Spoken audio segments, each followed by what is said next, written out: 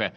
Welcome, everybody. Thank you. Would like to start by thanking all of you for being here today and all of your effort and time and focus all year. I know we've all had to navigate a lot over the last couple of years, and happy that you were all able to at least get back on the field a little bit this year. A small step towards normalcy. Hopefully we'll continue to take small steps, but thank you. Also want to thank our players, Major League players and staff. Just really appreciate the incredible effort, consistency of the effort from the first day of spring training until Sunday.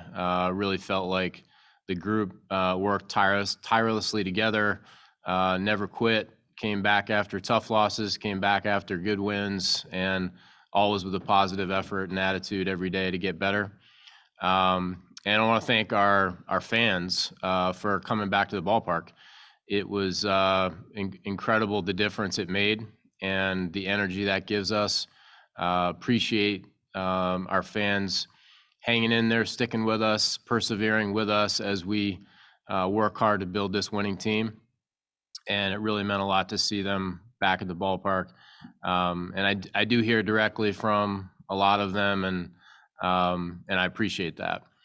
And so thank you again to all of those groups. I think that related to that, we came into spring training, I think, trying to not take for granted that the season would happen.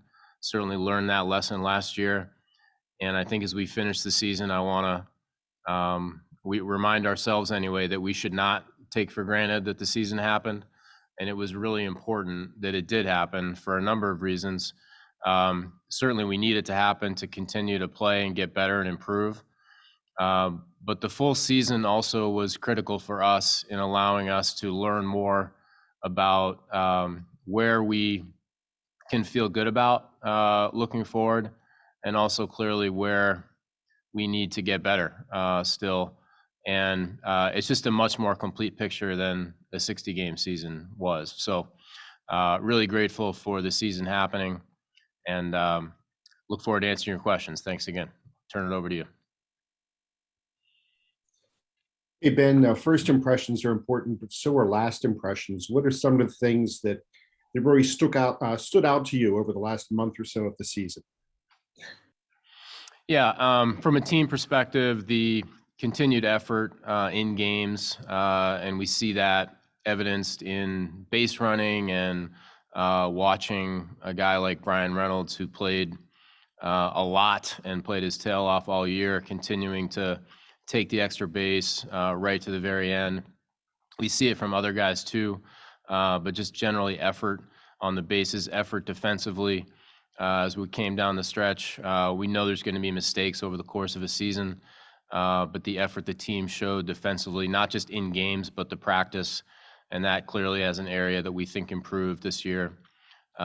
Just generally, the sort of never say die. The team came back and had some wins late in the year that had to come back from deficits, and probably in some games that, objectively maybe we shouldn't have. So it says something about the team. And then on an individual basis, certainly exciting to see some young players get an opportunity to play. And more than just what we learn about those players, from a development perspective, that's a step forward for those young players in terms of going into the offseason and just being more clear on what they can work on to get better and going into spring training. And going into the offseason, I wonder if you could maybe describe what areas of the team do you feel like can be improved internally, and what sort of areas of the team might you need an external fix, meaning starting pitching. Do you think that maybe you can go outside? Do you feel like maybe offense you can improve internally, that sort of thing?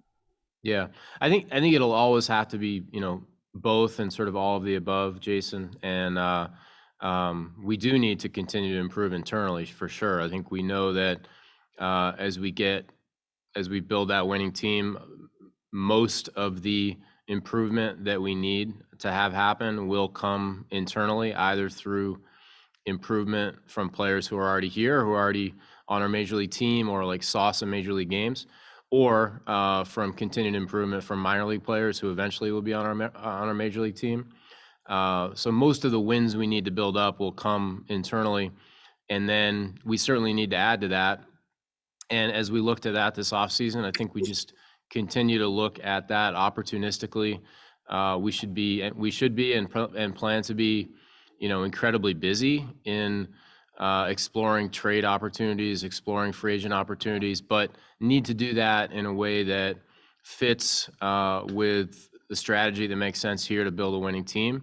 Because we know that so much of our success will need to be driven from improvement from young players. The last thing we want to do is make a decision that would unintentionally get in the way of a young player's opportunity. And obviously that just ends up coming back to us making the right decisions on which young players to continue to give more opportunity to, and what that means in terms of what opportunities there might be out there in free agency or trade to supplement the roster. I think generally speaking, we want to continue to build a deeper pool of players at the upper level, so we can call that 40-man roster, but it's probably even beyond that. If we think towards the roster we'd have in spring training, excited about the group that we can already see being part of that spring training roster, but we'd look to add to that this offseason with players who can just make that a deeper group. I don't think there's any particular position, frankly, we're focused on right now.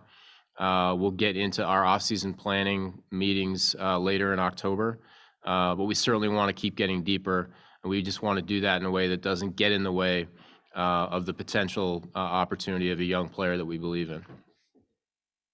Ben, do you feel like this season gave you enough time to kind of decide what players you really don't want to block, if that makes sense? Do you feel like this one season of minor league ball was enough to tell you, like, okay, these guys have really shown themselves and we see a path towards the majors for this guy? Or is there more time needed? Like, how does that sort of balance work? You know what I'm saying?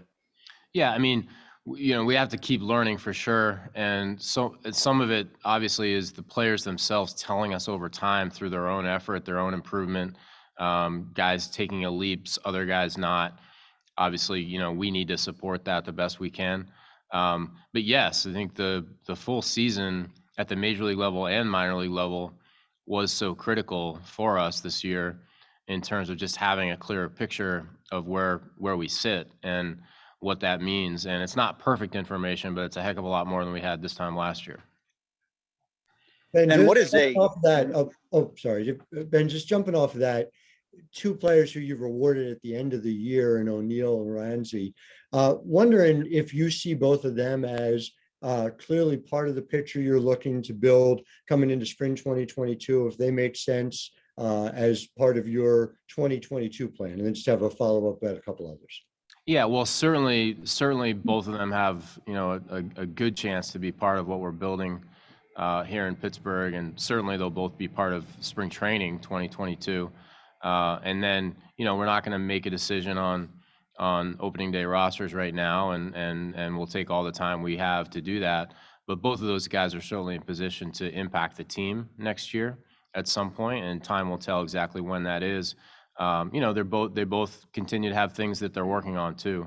So it's exciting that they got a little taste of the big leagues here late. We felt like it was deserved in terms of giving them that opportunity, not just based on the performance, but based on the other things that both guys did this year. In both cases, coming back from midseason injuries and really showing great dedication to their rehab process to be able to come back strong and finish the season strong. On top of that, really consistent in their work ethic, attention to detail, and just teammate all year. So we wanted to recognize the performance, but also reward those other things. And just related, the next group obviously behind them, Leover and Nick and Quinn. Just if you could expand on what you saw from them this year and sort of what their road looks like in your mind right now. Appreciate it. Well, for all those guys, just excited again. Beating a dead horse a little bit here, but excited to just see them be able to have a full year. I think all three of those guys and many others also responded to the full year, pretty well overall. And that's also not something we should take for granted. We did take for granted, or should take for granted, coming into the year. It was going to be hard for any player, whatever level they were at, to manage, coming back and performing through a full season coming off last year. And so for the most part, we feel throughout the organization that happened fairly successfully. In those three cases specifically, they had good years, good development years in high A. I think overall they're all either appropriate or probably young for that level. And as important, we're part of a really good team and played together right till the end, and got close to winning a championship and experienced some really meaningful games together. Then, as far as goals that you're setting for 2022 for the major league level specifically, what are you looking at there, and what's reasonable to expect from fans? Should we, fans and media, should we be tracking win-loss total, contention for the playoffs, how long you're in contention of the season? What are you using to mark signs of progress at the major league level in 2022? Yeah. Well, we're really feel good about the progress we made as an organization this year. We believe we made, there were significant steps taken in terms of the overall depth of talent throughout the organization. We got signals on that through certainly just performance of players throughout the system, depth of talent throughout the system. I think some of the public information would support that. And so we feel really good about that. We feel really good about the continued progress we've made culturally at the major league level, and kind of got at that before with talking about the effort and improvement in defense and base running, attention to detail, the fight we saw throughout the year. And so we really believe that there were steps forward as an organization in those areas. We also played better as a team at the major league level, in our estimation, down the stretch. And we did that despite the obvious fact that we've traded a lot of good major league players off the team over the last 2 years. And we did all of those things with an idea and a purpose in mind, but, doesn't necessarily make it easier to win games in the short term. And yet we saw improvement in how the team played down the stretch despite that.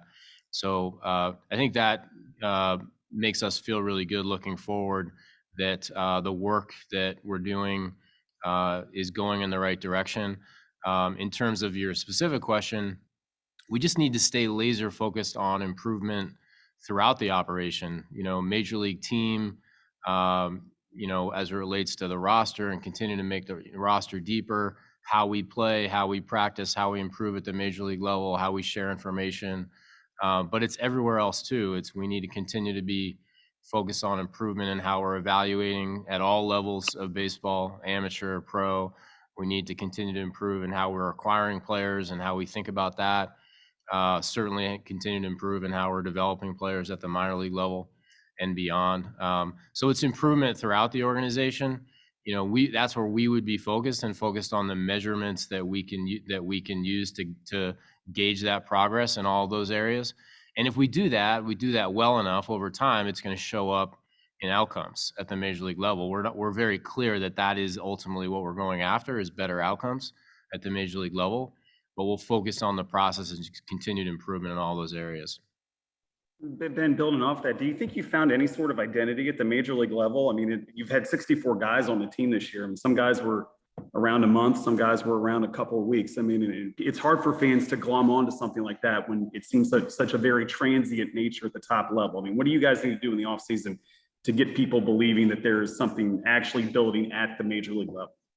Yeah, I think, Will, it's interesting that the some of the signals you'd get on something happening within a team culturally, or use the word identity, sometimes are happening in ways that are not as obvious publicly as they are inside that room right away, and then they become more obvious over time. But you see things like Jacob Stallings, what people see with Jacob Stallings, the obvious stuff is how much he's improved as a defender and the year he had defensively. And he did have a great year defensively. What's harder to see is the influencer he's becoming in our clubhouse, and what that means to a young pitcher coming up, making his first start. What that means to our game prep process. What that means to a younger position player teammate who might still be growing in some way or figuring things out in the big league. So there are, and I mentioned Reynolds before, but the model that he sets in how he plays the game. And so, you watch him, you watch the effort he plays the game with, and then, you know that when someone like Rodolfo Castro comes up, or O'Neal Cruz comes up, or Hoy Park comes up, et cetera, they're watching the guy that is the best player on the team right now play the game a certain way. And that's really encouraging. So that's the start of that identity that you're talking about. Over time, the players will become more visible as that roster grows. And but the seeds of that, we believe have started.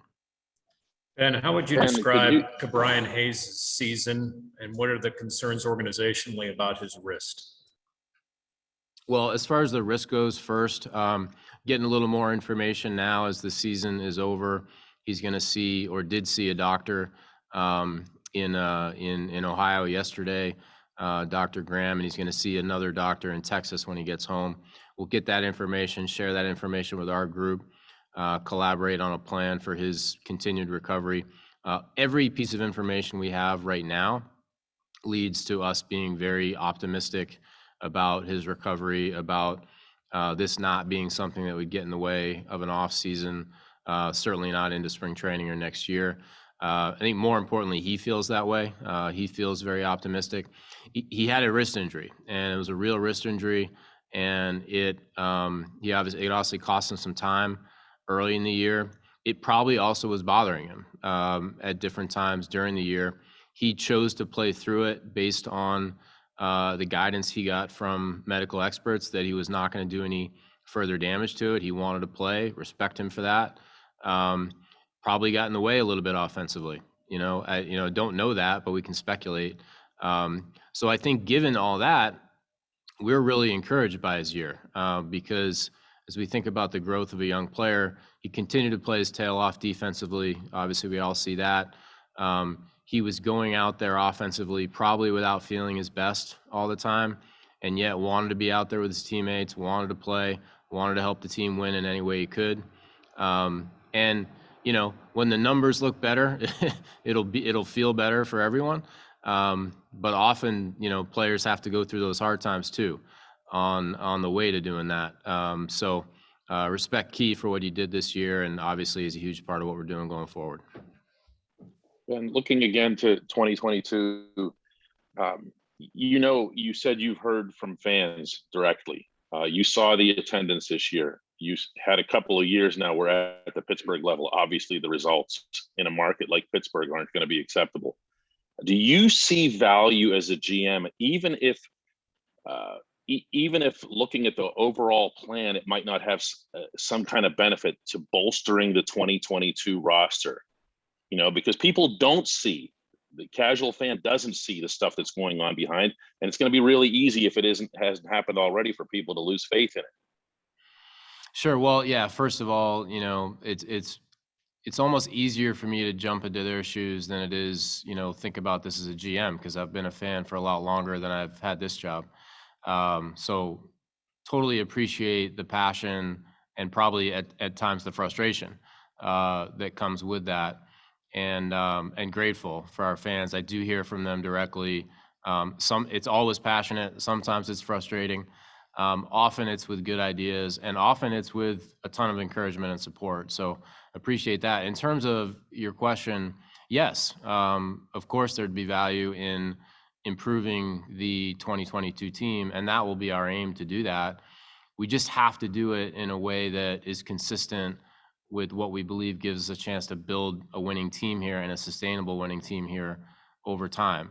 So if there's ways we can improve the 2022 team that still give a young player a chance to grow, improve, become more than what they are now, then we should look at that. We should pursue that. If there's ways we can add to the team that we simply think are just represent an opportunity, that where we see some value in a trade or in free agency, and maybe we think there's some way we can acquire a player and that player will be better than maybe he has been, or we can do something developmentally, then absolutely we should be focused on that.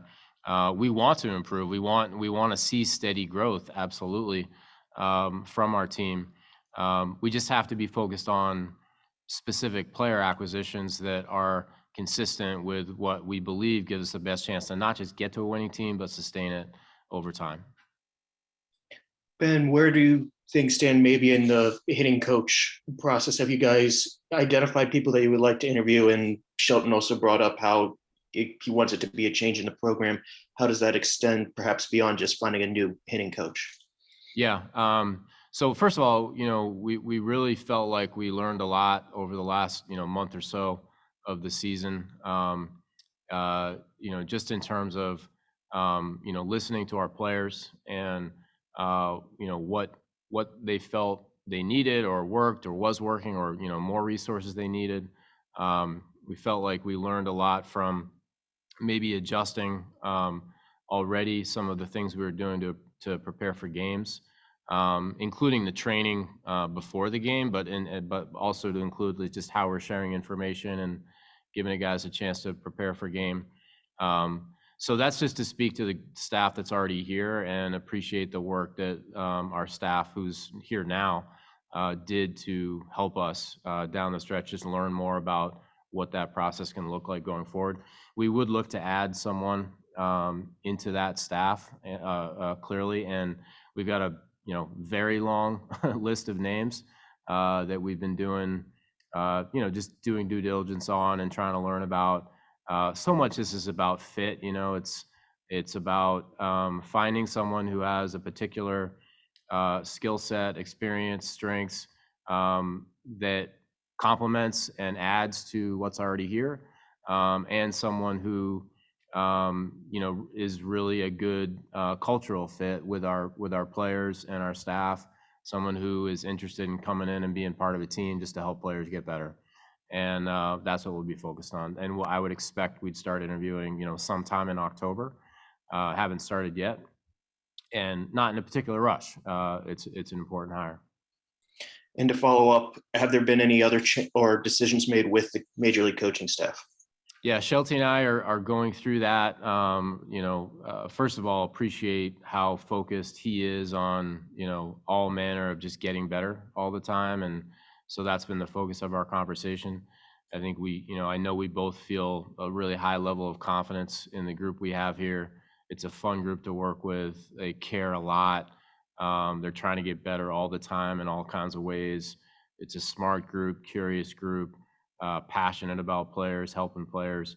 So really excited about moving forward with this group. Don't have anything formal to share on the 22 staff just yet. We will do that as soon as we can. Still going through those conversations this week, just as the season just ended. And sorry if you addressed this earlier, I had a little bit of internet problems, but one of the areas I was curious about on the major league roster was right field for next season. Gregory Polanco filled that for so long. And then Yoshi, the guy who played the second most reps, is now a free agent. Would you describe that spot as an open competition right now? Are there any favorites coming into camp, or is that one of those things where you hope the versatility plays out and you'll be able to have people fill in there at least to start the season? I think it could be sort of any of those things, possibly. It's certainly possible, back to what we said before about being opportunistic in free agency or trade, that there would be a player out there who would be, more of a defined corner outfielder that we think would be a really good fit and could end up, where that could line up with an opportunity we have. It also could be that, continued growth from players who are already here. Guys who can play multiple spots, could factor into that. I think we, overall, generally, again, the answer would go back to just building a better, deeper roster that would include guys who can play right field, but also just include, just better, deeper roster period across the player group. So, we'll have time to figure that out. I think outfield, again, exciting to see how Reynolds has solidified himself, obviously in the middle of the field. We know over time to get to a winning team, we're going to need to continue to get more out of the outfield. And so we need to look at all ways to do that. And go ahead, Gormy. And given that there used to be a kind of a feeling that you'd have to get a certain number of bats above Class A before you were ready for the majors. You guys brought up Castro and Cruz, and even as a pitcher, Contreras. How much could that possibly influence your feelings going forward, even if it was very small samples of success? Players who made the jump with little to no experience in AAA in terms of how you're going to build the 2022 roster with perhaps giving some young guys a chance. Yeah, well, first, I think part of the answer is just that we see player development as never ending. Wherever a player is, if he's in the complex league or on our major league team, the job is to keep getting better, keep improving, use the playing opportunities in front of us to help that along. And so yeah, there was opportunities this year to call some guys up, give some guys some experience at the major league level. That doesn't necessarily mean they're at a particular spot as we start next year. We'll see. We have time to figure that out. I think generally over time, yeah, there is some value in getting more innings or more at bats at the AA, AAA level. It is better competition than it is in A-ball. It still is, and so there's value that comes from that. But it's also not linear. Guys can prove that they're ready to move more quickly at times, and we need to be open to that too. Ben, you mentioned Reynolds. I mean, he's at the same point in his career now that Andrew McCutchen was. 3 years in, an all-star in that third year. They signed him to an extension before that fourth season, sort of as a symbol of what they were building. I mean, where is that on the priority list for what you guys are trying to do? Yeah, I mean, I think as we get into the offseason, that's a door that, we want to open again. That's not specific to any one player. We want to continue to have an open door to that conversation with players as they get to our major league roster. I know I've said before, in a lot of cases for different reasons, you open the door, you share information, it doesn't go much further than that. It just doesn't make sense for either party. Sometimes it leads to a longer conversation, and then even probably more infrequently, it actually leads to a deal. But you can't get to those deals unless you first open the door. So we would just plan to open the door again. That's not specific to any one player. Our hope over time is that we'll find some of those opportunities to extend guys that can be that we believe in and represent the right things, and we believe can be part of a winning team here for a long time and want to be here, for a long time. Ben, in terms of Major League payroll, are you looking to spend more next year? If so, how substantially, and where might it be wisest to spend those dollars to help this roster for next year?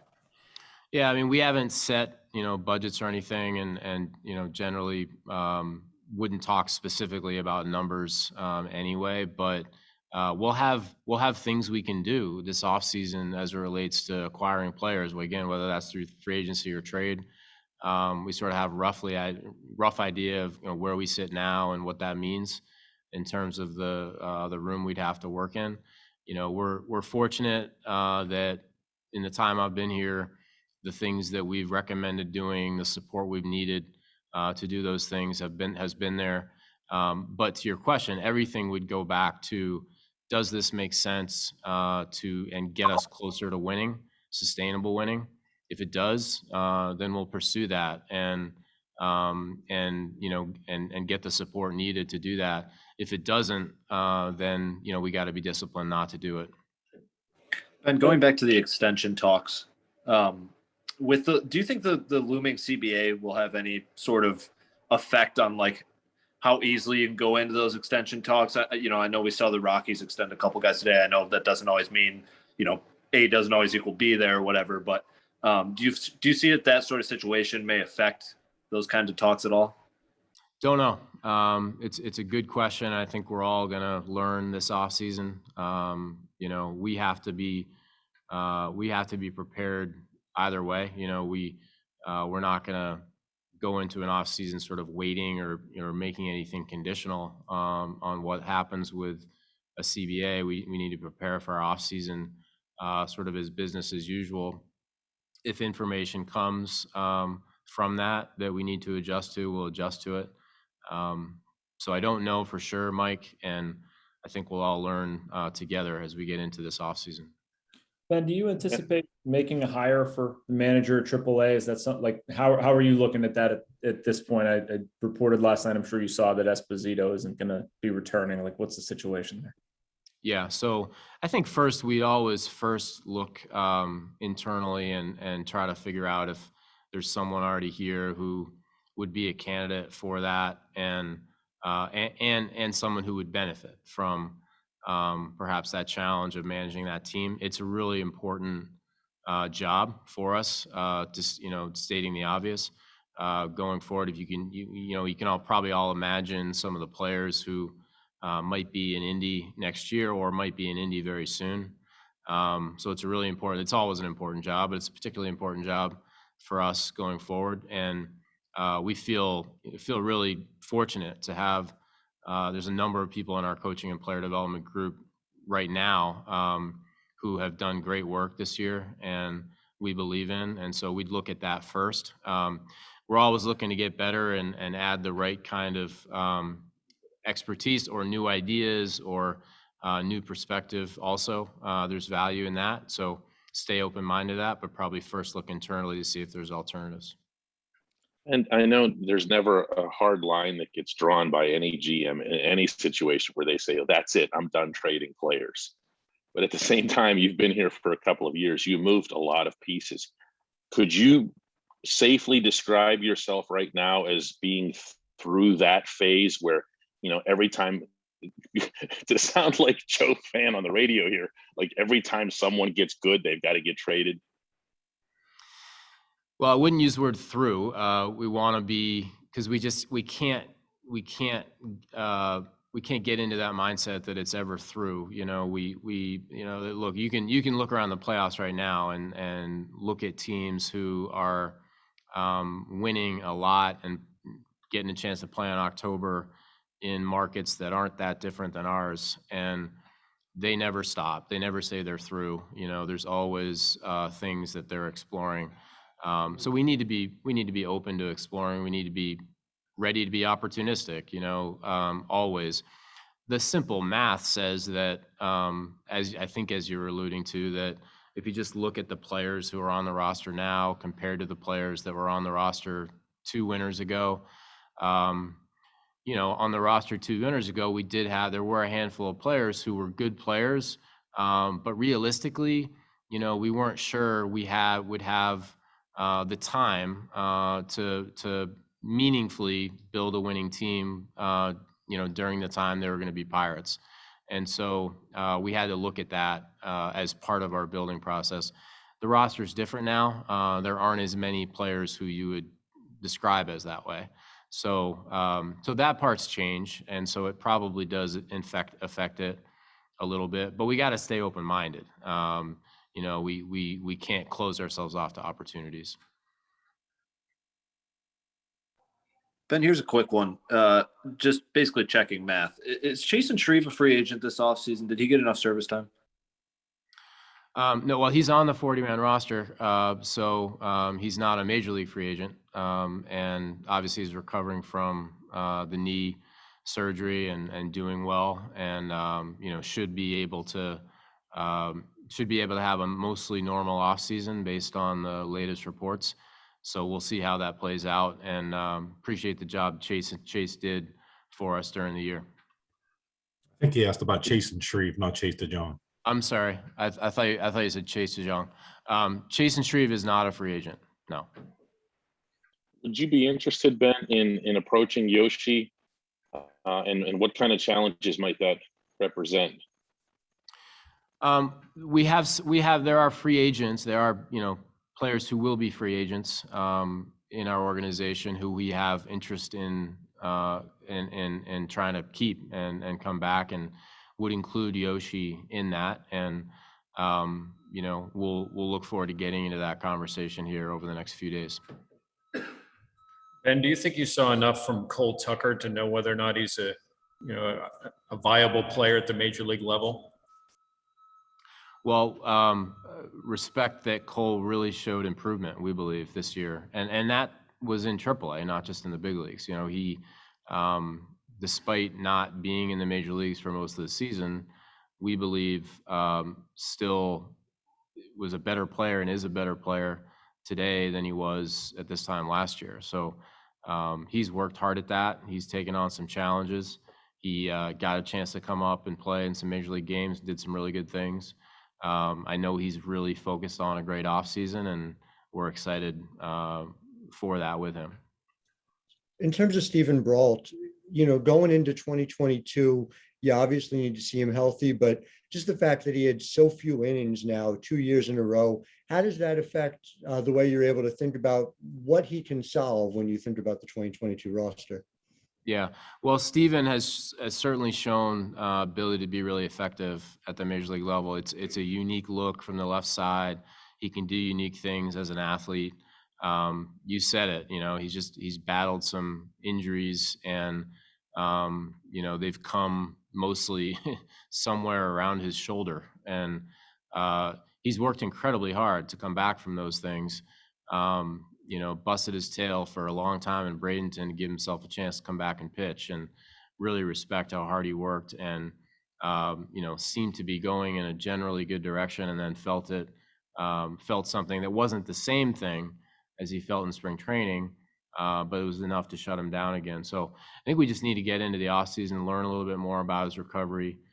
He's a talented guy who's certainly capable of pitching effectively in the major leagues, and we need guys like that. So we'll learn more as we get into the offseason on how he's recovering. Does the inning issue forestall thinking of him as a starter, or do you still view him as a starter for 2022? Yeah, we've talked about that. There's no clear blueprint for, does this role give him a better chance to stay healthy over this one? There's some argument that starting with the sort of routine that comes with it, may be better for some guys in terms of that. But generally, we just have to think about like what role gives him the best chances to succeed at the major league level. And so much of that with him is just simply being in a position physically. Like if he's in a position physically to do what he's capable of doing, then he can succeed in either role. Ben, with attendance what it was, and I know some of it was kind of held back because of the COVID restrictions early in the season, but being less than 1 million attendance, how much, for one, does that impact the franchise, and something you want to change, and how much does trying to change the attendance perhaps impact some baseball decisions you'll make in this offseason? Certainly we're aware of that. I think there's so much this year that was new and different for all of us, and coming back to the ballpark was probably one of those things. We appreciate the fans that came back to PNC Park. There's so many good fans in Pittsburgh, and we want more and more of them to come back to PNC Park over time. We know a lot of what will drive that is just the team, is their belief in the team and winning more games. We know that, and in Pittsburgh, that's probably especially true. So we're very clear on that. That's our job in baseball ops to do the work necessary that leads to that. I don't, beyond that, don't think it affects this particular offseason in any direct sort of way.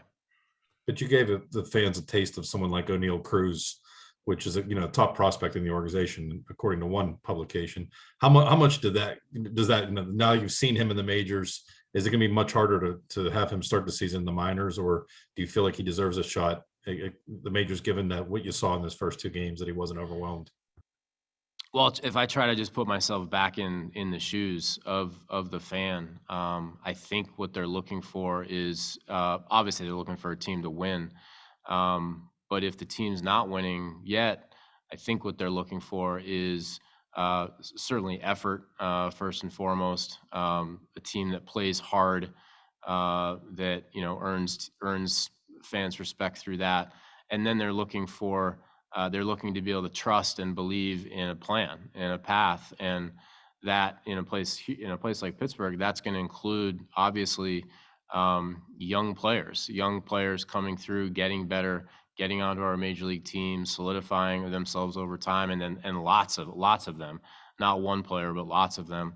And so rather than where a specific player is at the beginning of next year or at any juncture next year, I think what fans are looking for is that effort, number one, and then to believe in the plan and see the fruits of that plan shape out, little by little over time.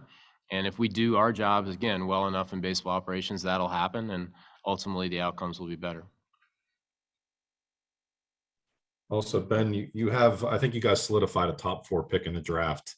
What is it like to go in? Last year, you knew you had the number 1 overall pick. The year before, I think you guys were number 7. What are the differences between 1, 4, and 7 in terms of draft strategy? I think once you're past 1, it doesn't change much. You're obviously going to spend a ton of time evaluating players at the top of the draft if you're picking in the top 10. The difference becomes if you're at 1, obviously you control the first decision, and then everything else sort of plays off of that. If you're not picking 1, then you're waiting for someone else to control that first decision. So you're just trying to learn that top group as best you possibly can. That process has already started, as you'd imagine. Our group has been pouring into players for the 2022 draft literally since the day that this year's draft ended. It looks like a strong group, for 2022, and we'll have a lot of time to learn more about them. All right, you guys good? Ben, you haven't thought about trading that pick? I appreciate that.